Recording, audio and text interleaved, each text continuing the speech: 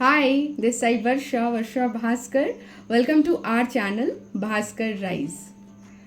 So, today I'm here to share one of my personal journey. You are like my family member. So you deserve to know what actually going in my life, especially happy moments. तो जून 2025 में मैंने UGC NET exam दिया first time and guess what I have qualified for PhD admission. This means I have crossed first milestone which will actually open a new academic path for me. I'm really happy guys, and I thought that I should share this happiness with you all. So also today I will discuss here what actually this exam taught me, what I learned from this journey.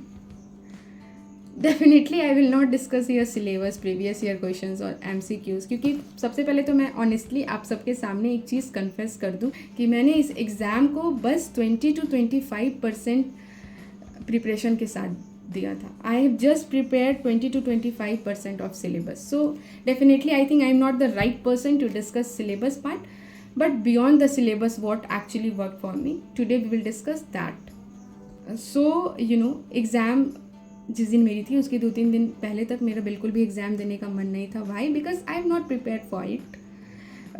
20 to 25% preparation के साथ आपको क्या ही mood कर जाएगा exam देने का. सो आई thought कि let's skip this exam, दिसंबर वाले साइकिल में देते हैं. बट क्योंकि सेंटर होम टाउन में थी, आई थॉट कि okay let's go and give the exam just for the experience. Expectations तो कुछ भी नहीं थी. I went and give the exam.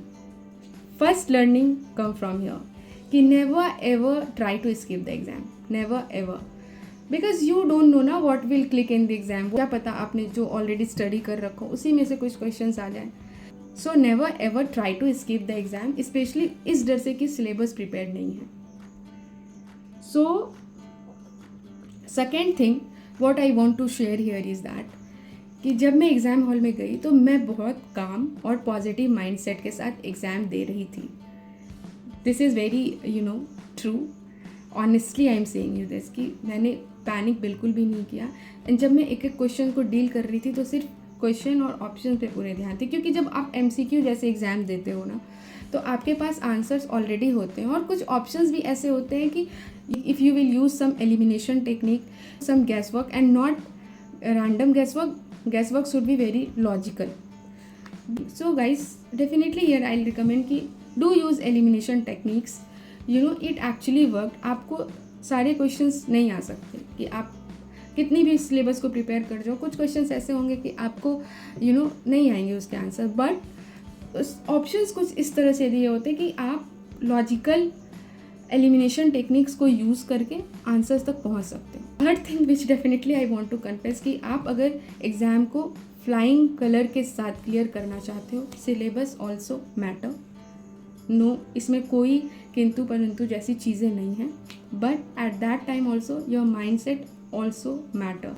आपने बस सिलेबस को प्रिपेयर कर लिया तो बहुत ज़रूरी नहीं है कि आपका एग्ज़ाम क्लियर हो जाए फ्लाइंग कलर्स के साथ. आप बस पॉजिटिव माइंड सेट से दे रहे हो तो ये भी ज़रूरी नहीं है कि आपका एग्ज़ाम क्लियर हो जाए. Because I have not unfold JRF for me, although I qualified for PhD, but JRF is still pending. So that only I want to share with you all, that if you really want to clear the exam with flying colors, then you need both syllabus and your mindset towards the exam. Balanced approach is very necessary. And one of the most important thing and last thing which I want to share guys, कि अगर आप अपनी life में कहीं पे stuck हो या आप अपनी लाइफ में आगे नहीं बढ़ पा रहे हो या आपको लग रहा है चीज़ें वर्क नहीं कर रही है, तो ट्रस्ट मी, जो आप डिज़र्व करते हो वो आप तक ज़रूर आती है. बस आप अपनी मेहनत पे विश्वास रखिए और उस पॉजिटिव माइंडसेट के साथ आगे बढ़ते रहिए. जो चीज़ आपके लिए बनी है वो आप तक ज़रूर आती है. नो मैटर व्हाट, वो आएगी. तो तब तक इस पॉजिटिव माइंडसेट के साथ अपने ऊपर, अपने गोल्स के ऊपर काम करते रहिए और आगे बढ़ते रहिए और बहुत बहुत बहुत खुश रहिए. बहुत ख्याल रखिए अपना. Thank you and will meet very soon in the next video. Thank you so much. Take very good care of yourself. Bhaskar Rice is always with you all.